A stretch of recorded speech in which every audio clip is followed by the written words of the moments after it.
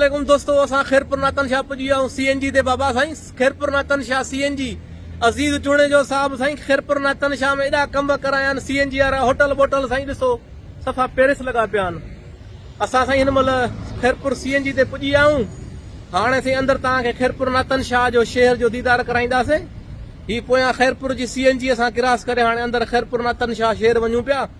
अज़ीज चूणे जो साईं ॾिसो किचरे जा दॿा रखाया अथव नातन शाह वारो। ॾिसो एॾा कम कराया अथसि, तव्हां तब नथा मञो अज़ीज़ साहब खे। हीउ ॾिसो पोयां साईं खैरपुर नातन शाह जो शहर, अंदरि हाई स्कूल, कोलाची वारो होटल बि साम्हूं अथव साईं, कोलाची वारो। सो साईं तव्हांखे हिन महिल जेको आहे खैरपुर नातन शाह जा मंज़र पिया ॾेखारियूं।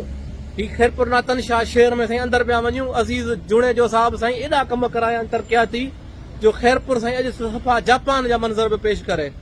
सो ही तव्हांखे ॾेखारियूं पिया शहर जा अंदरां मंज़र साईं। दुकान ही साईं साम्हूं शेखनि जा दुकान आहिनि अंदरि कपिड़े वारा। हाणे साईं जेको अंदरि न्याज़ जेको जावरी इन जे मिठाई वारे दुकान ॾे बि हलंदासीं ऐं अंदरि तव्हांखे शहर घुमाईंदासीं। ऐं जमाली जो होटल साईं बाईपास ते आहे, उतां असां अंदरि अची आऊं CNG खां अंदरां सिधो कोलाची वारे होटल खां। सो साईं ही कोलाची वारो होटल अथव साईं, हाणे शीशनि में ठही वियो। अज़ीज़ साहब चयो बाबा तुंहिंजी चांहि सुठी आहे, तोखे अहिड़ी बिल्डिंग थो ठहाराइजे। हाणे अज़ीज़ साहब साईं ही सॼी बिल्डिंग साईं ॾिसो कोलाची होटल वारे ठाराए ॾिनी आहे। सो ही तव्हांखे मंज़र ॾेखारियूं पिया साईं खैरपुर नातन शाह शहर जा। सो अज़ीज़ साहब ॾाढा तरक़ियाती कम कराया अथव। सो अज़ीज़ साहब चयो आहे त बाबा मां पंहिंजे खैरपुर नातन शाह वारनि जी ख़िदमत करणु ॼाणा थो।